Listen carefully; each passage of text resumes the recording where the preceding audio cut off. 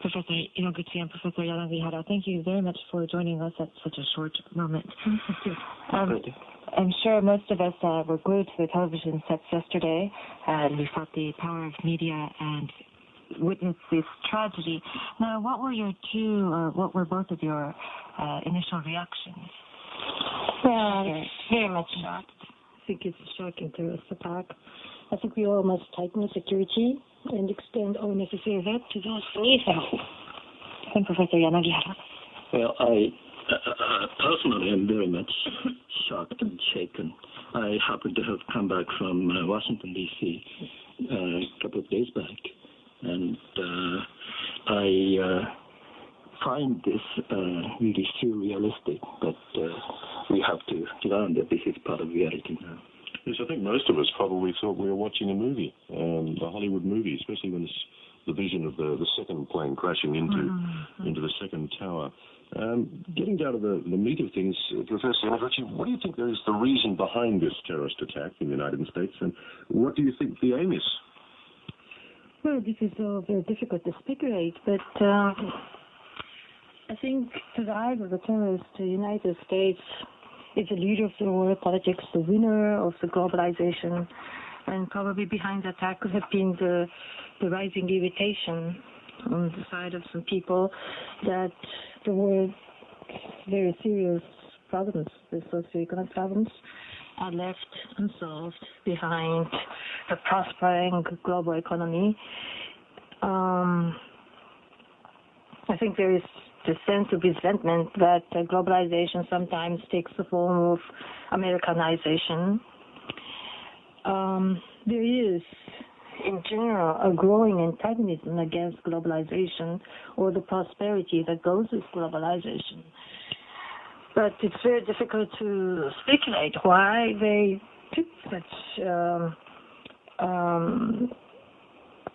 awful form of terrorism, targeting armed civilians in such great numbers.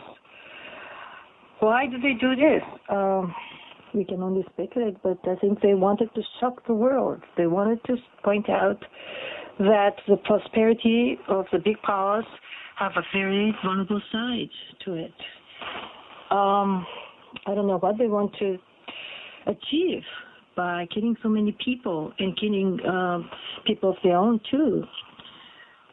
They just have to come to understand this is not the way to do things or to get your claims put through. We have to have an opportunity to teach them that this is totally unacceptable, and so we have to consolidate our effort to deter any further attack and to help United States more in realistic terms, but also in terms of providing moral support to the United States in coping with this crisis. It's a humanitarian crisis. Professor Yanagihara, the situation being an economic trade center and also a defense facility, the Pentagon, what was the significance of these two? Of course, the third plane that went down, or fourth plane, believably so, was heading for Camp David. That's speculation, but that went down before reaching its target. What was the significance of one, a trade center, and the other, of course, the Pentagon? Well, I tend to believe that attacking World Trade Center has a tremendous symbolic value. New York is the capital of global capitalism, especially global financial capitalism, and at the same time it also symbolizes the economic power of the United States. So they have symbolic values. But I tend to believe, I wouldn't claim any expertise on this, the main concern was political rather than economic on the part of whoever who conducted this terrorist act. And what are your reasons behind that? Well, again, I can only speculate on this, but the recent flare-up of Israeli-Palestinian conflict and the sense of total loss of peaceful way out of that conflict. And in Palestine and Israel, there have been already series of terrorist attacks. And I tend to see this as a sort of globalized version of that conflict flaring up. But we've never seen anything on this scale. I mean, the characteristics of this terrorist attack are unlike anything we've seen before. Professor, what do you think makes it so different from all the others? Well, first of all, this attack was very strategically planned and crafted. It's a crafted and planned terrorism. And it has targeted a great number of unarmed civilians.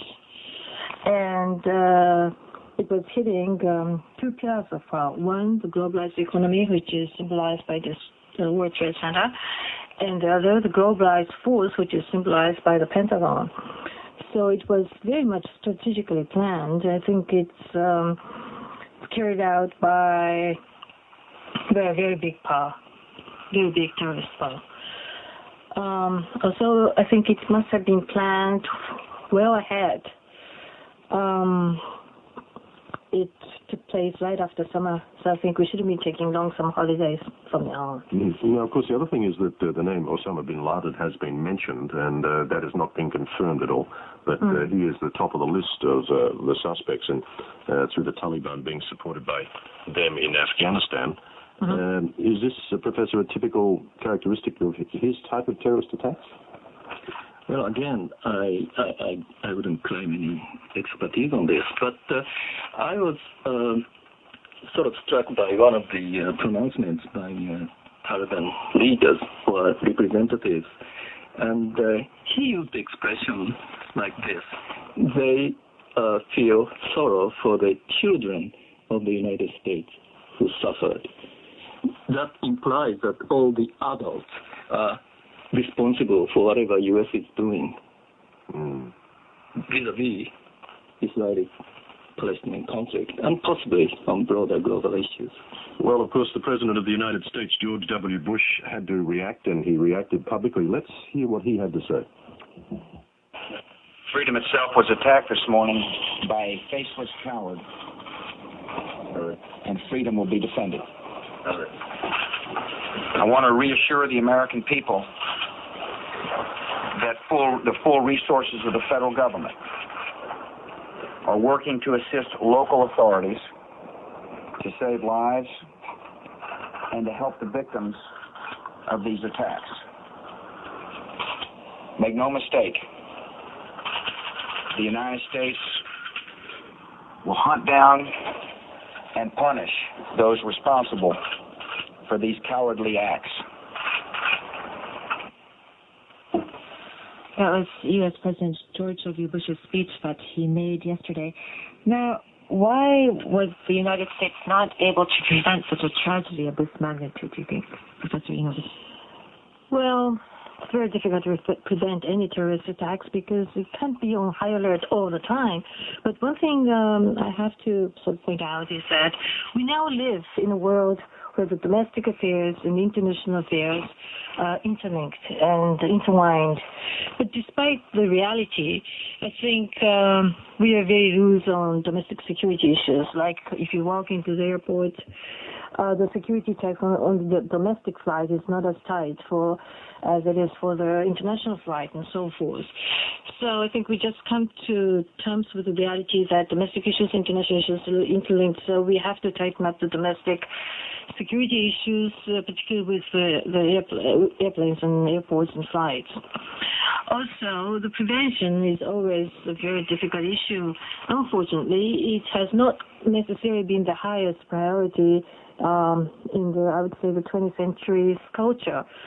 During the 20th century, I think we have had more interest in offense, how to be able to defend through defensive powers or deterrence. The prevention is sometimes it takes the accumulation of many small tasks in which anybody could fail.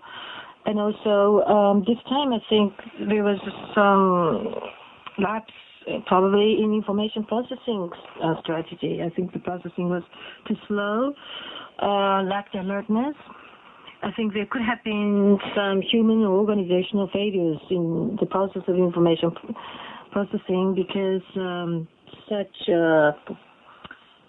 enormous scope of terrorism shouldn't be able to sort of go through without unchecked, without being suspected. I think the United States was in a position to be able to gain the information and be alert with the information. But I think everybody was just very slow after a long summer, getting back to work, and the process was very slow. So there could have been sort of seasonal weakness. Professor Yanagihara, the trouble is, not that the trouble isn't you're an economist, but the trouble is, economically speaking, to improve safety measures, people aren't willing normally to spend the money. I mean, there are certain levels of security in the United States and most countries throughout the world that it costs a lot of money to secure total security for domestic airports, of course. Well, I personally don't believe that it's a matter of money. If anything, it's one matter of consumer sovereignty. People don't like to go through the ordeal each time they want to take a flight. And in U.S., the consumers have real sovereignty and affect policy and implementation of it. And also possibly another side of it is even if you have good policies, people actually doing the checking and so on at the airports are not always following those rules and procedure to the full extent. And so I tend to believe that you just cannot keep your guard all the time, although Israelis have been doing that all through their existence. And as you mentioned, it was an airport. Our airplanes were used this time, but it could have been any other measures. Right. So what do you think about U.S. safety measures in general? It could have been a bomb. It could have been anything else. It's a very difficult question. We just have to be more alert all the time. As long as this globalization process is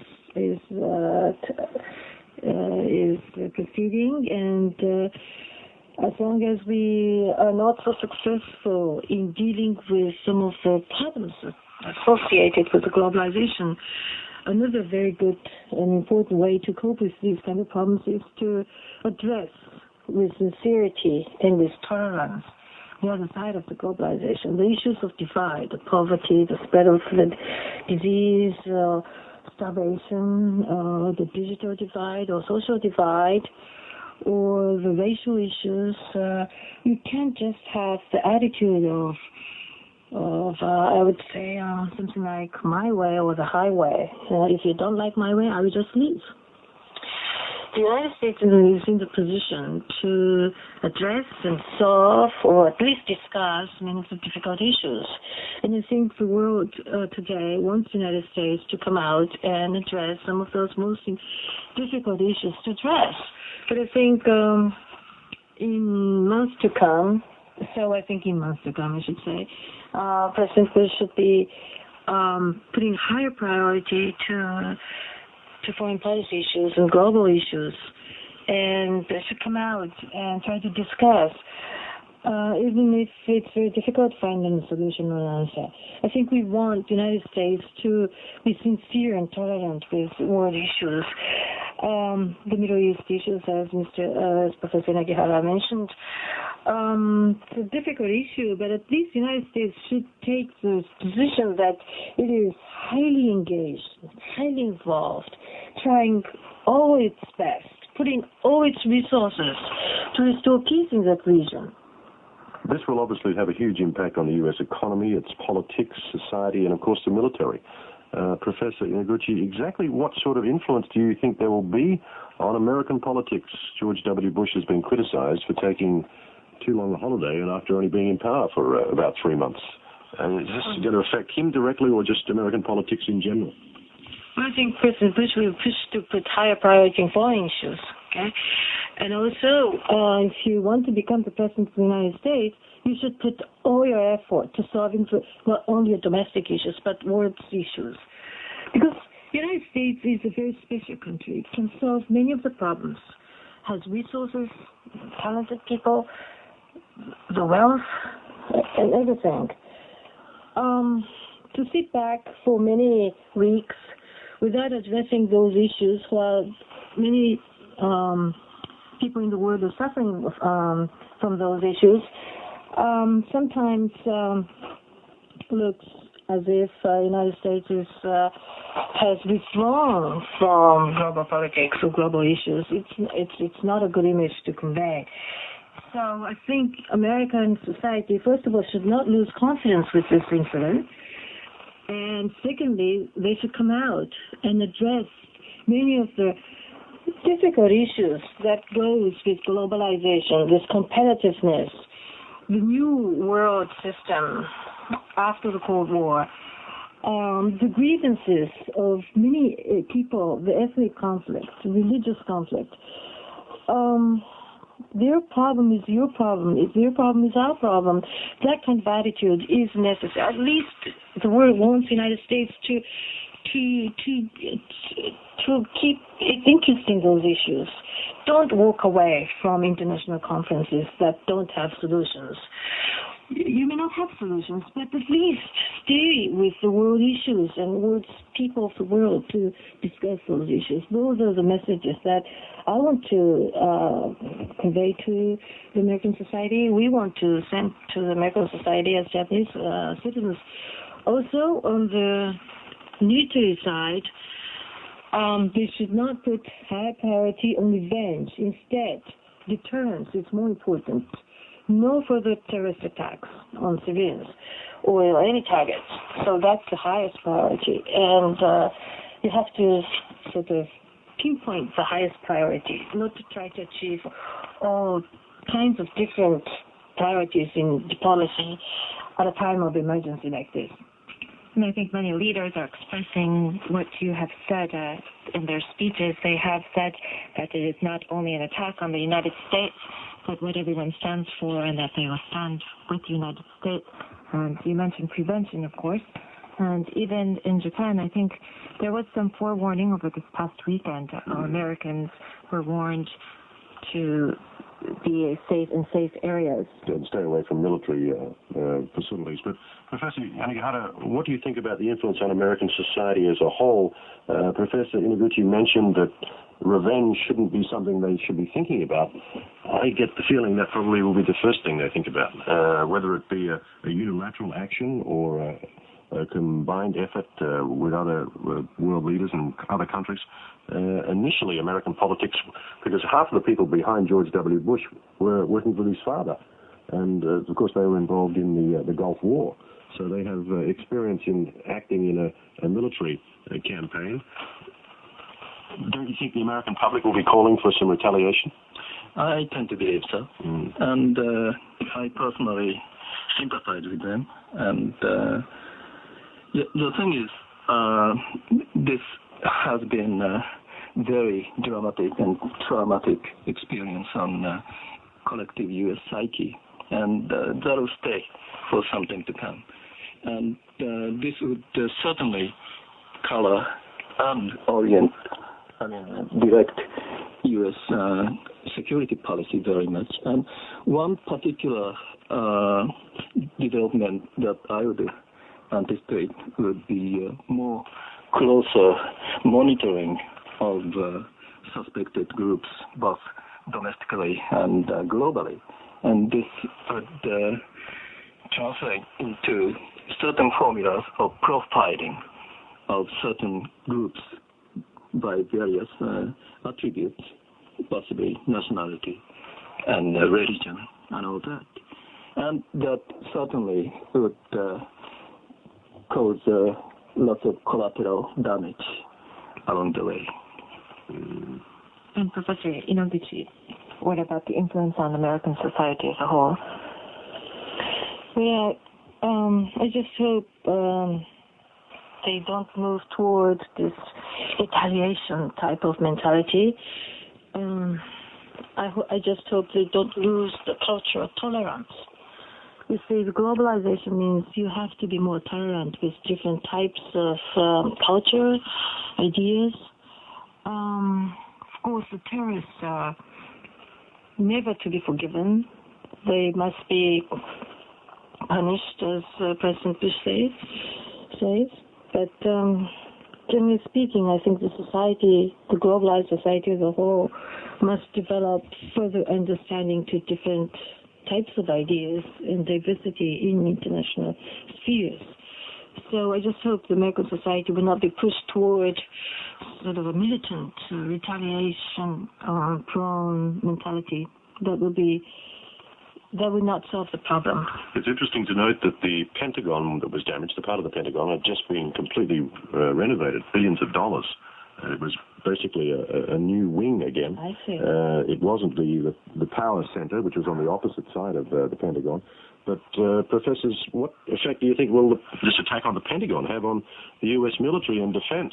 The budget, obviously, and it's fairly big already in the United States for defense. Will they be calling for more spending, especially in the area of intelligence? Yes, they'll be calling for more spending in the area of intelligence or in areas of defensive mechanisms. But also, I think security-wise, the United States must realize there is no perfect sort of defensive systems. Now, the United States is eager for missile defense systems. Now, you want to get rid of all those penetration to your space.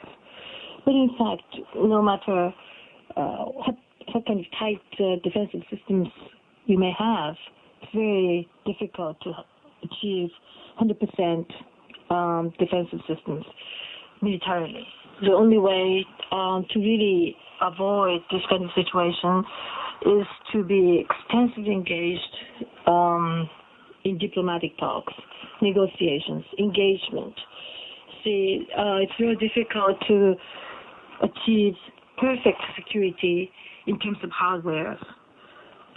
The communication skills, sort of approaching to other partners or other groups with willingness to talk and be engaged. Those are the military policies or defense policies that must be taken along with the diplomatic lines that the United States have been taking already.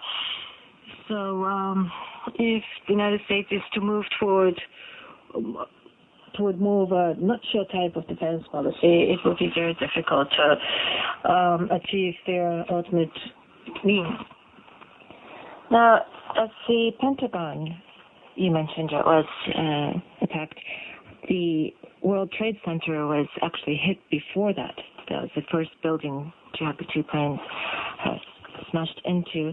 Now, Professor Yanagihara, as an economist, what effect will this have on the American economy? Well, in fact, it will have virtually no effect at all. The economy has been deteriorating already, and it's bad enough. And it could work both ways in any case in a marginal way. On the one end, it could further sort of contribute to the loss of consumer confidence. But on the other hand, in this sort of rallying behind the president mood, in a sense, it might somehow make American people more patriotic, and that might or might not translate into meaningful sort of steps toward economic recovery. But either way, the impact, if any, would be marginal. Well, of course, it had a fairly disastrous impact on the Japanese economy as soon as trading started. It would tend to affect other economies more so than the American economy. That's right. But whatever, this had an impact within a single day, which would have been extended over a week or a month. That's all. Well, as I said, it had certainly an effect when the markets opened in Tokyo. But Professor Noguchi, overall, what will this impact, do you think, have on other societies, other countries? Are they straight away thinking about their own security?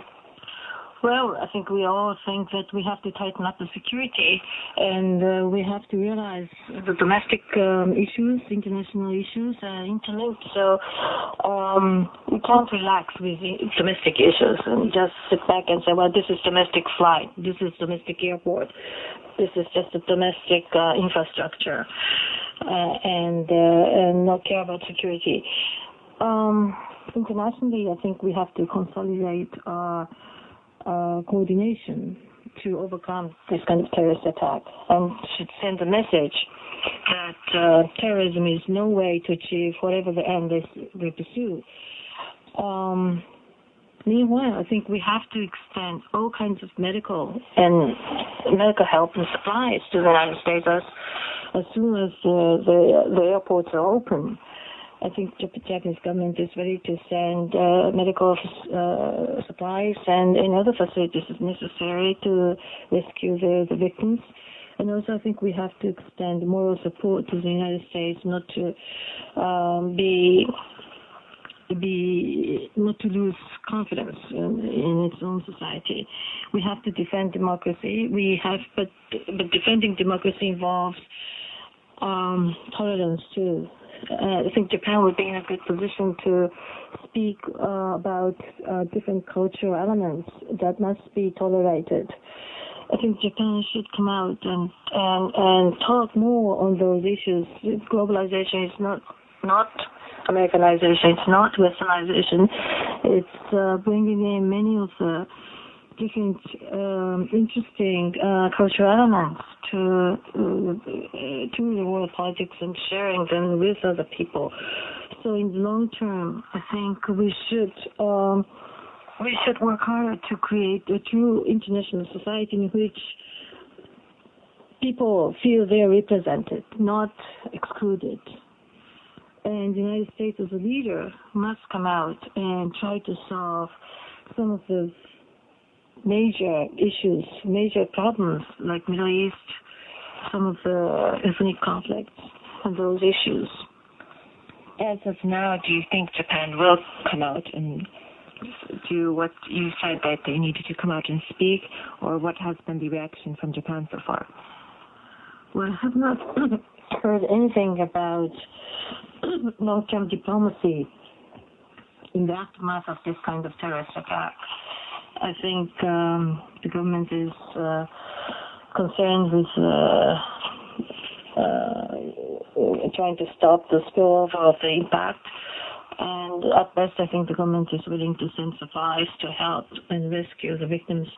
But in the long run, I would advise my government to come out and discuss some of the most difficult issues of global politics together with the United States. And in so doing, Japan should say, well, there are many other alternative views on some of the key issues, and Japan should be able to make a significant input in modifying the theme that could otherwise, if left unchecked, will lead to the sentiment like globalization is Americanization.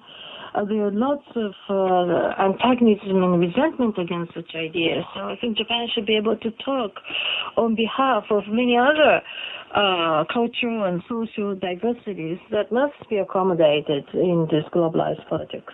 Well, this brings to the point about the Security Act, the allies involved in the Security Act. Now, Japan, as a player, will it actually say something? I mean, or will it just go along with the United States, as it probably has done in the past? Well, the United States is the most important ally for Japan, so we have to go with the United States on vital issues.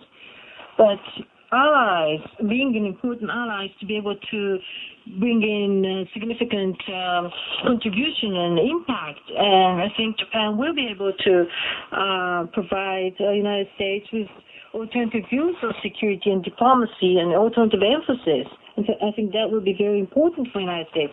I think the United States will have ears to listen to us now. Meanwhile, I think we have to share lots of high-level information with the United States to deter any spillover of terrorism or spread of terrorism in the world.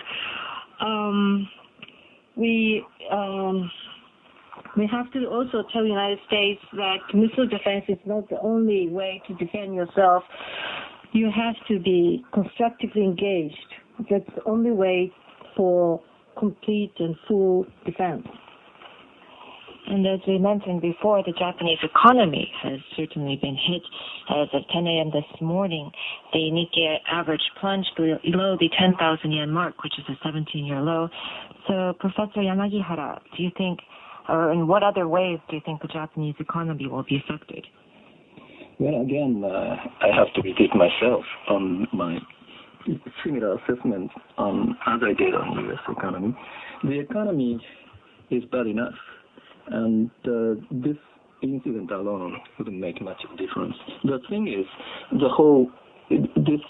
we are now entering a phase of global recession, and there's no longer any way of avoiding it.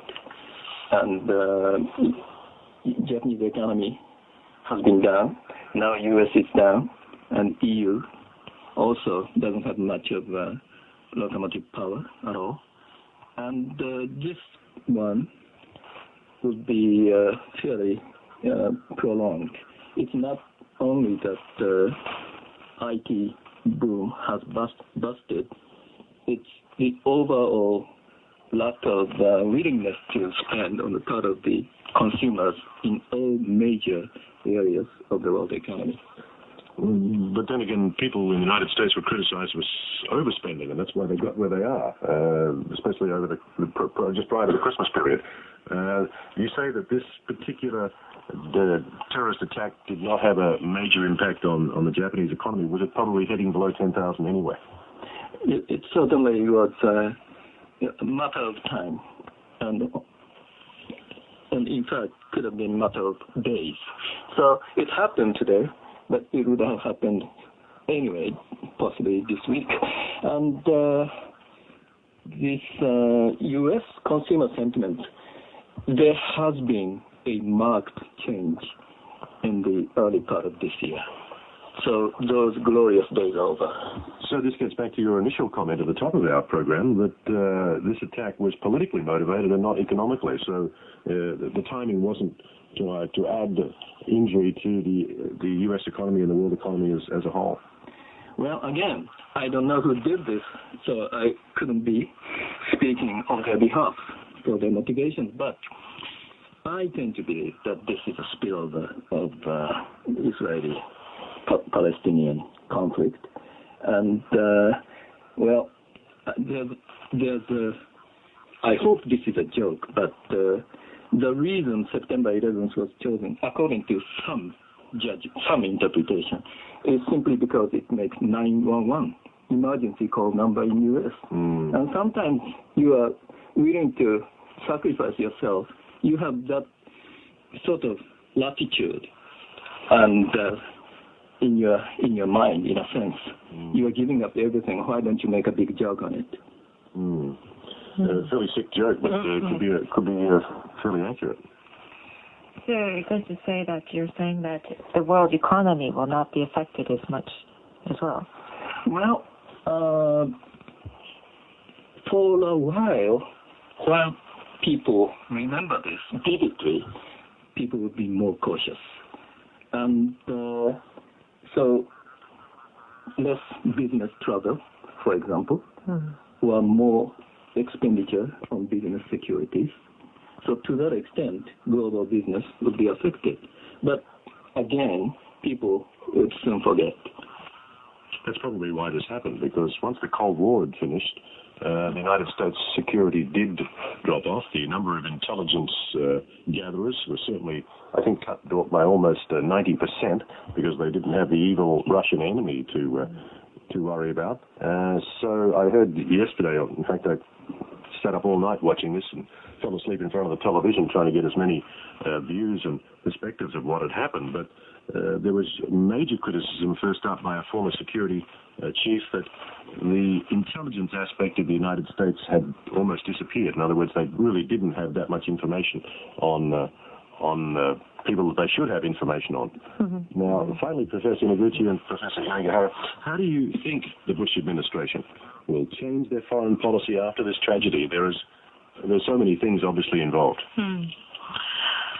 I think you have to be able to pay attention to many aspects of the modern society. We have all these years been worrying about cyber attack, right, on the computers and all these. And then we have had the most traditional type of attack on skyscrapers. The Bush administration must tighten up the security of the United States as well as its allies on all fronts. And you just have to do it in this globalized age. And security is not something you keep because you have an enemy. It's something you have to keep all the time if you have many things you don't want to lose. Also, the Bush administration must put further emphasis on solving the more difficult side of the globalization problem, address poverty issues, address the disease issues like AIDS in Africa and those issues, address cultural diversity issues, address race issues, address Middle East or ethnic conflict issues. They have to put higher emphasis and must convey the image that the Bush administration is engaged and positively and sincerely engaged. They may not have the solution, but they are willing to talk over the issues hours after hours. You're saying that's what they should do, but the question was basically, do you think they will change their foreign policy? Well, I think, you see, we live in a globalized and interdependent international politics, so we shouldn't be talking as if we have no influence over what goes on in the White House. I think we are allies. We are important security partners. So it's not something that happens very far away.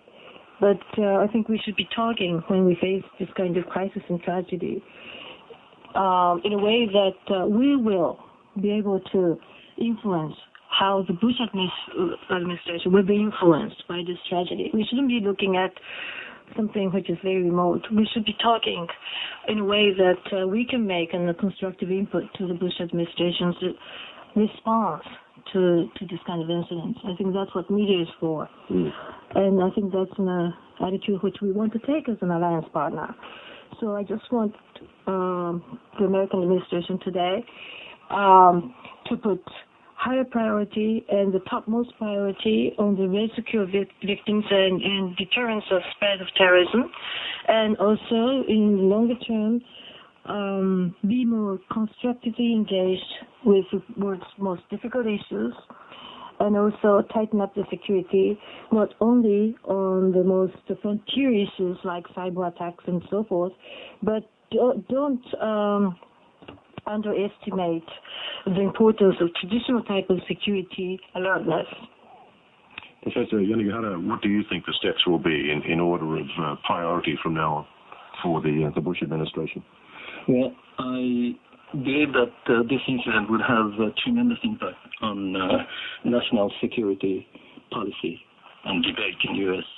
Right before this terrorist attack, Senator Joe Biden, one of the Democratic hopefuls for the next presidential election, was already criticizing the Bush administration for its sort of emphasis on missile defense as against more sort of terrorist attack.